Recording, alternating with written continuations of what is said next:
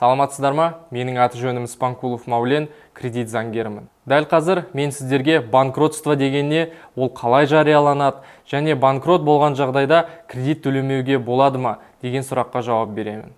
Егер де видео сіздерге ұнап жатса, YouTube каналымызға, Instagram парақшамызға тіркеліп, заң саласындағы пайдалы жаңа видеоларды жіберіп алмаңыздар. Банкротство дегеніміз не? Соған бірінші тоқталып кетейік.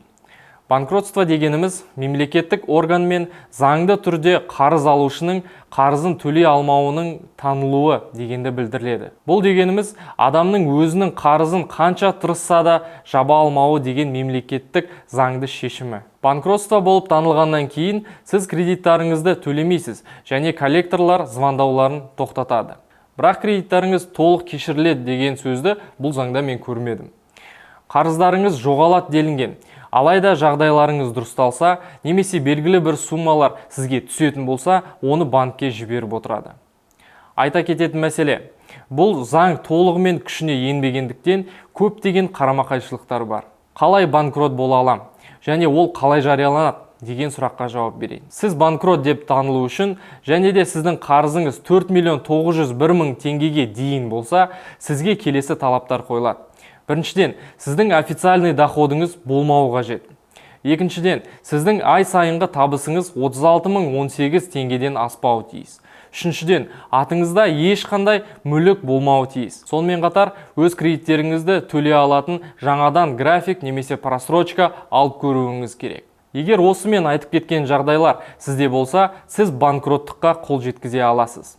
Бұл банкроттық шешім сотсыз қаралатын болады. Ал қарызыңыз 4.901.000 теңгеден асқан жағдайда сізге келесі талаптар қойылады.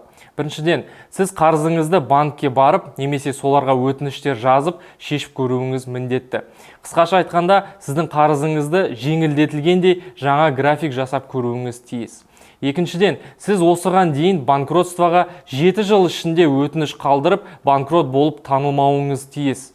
Бұл банкроттық шешім сотта қаралатын болады.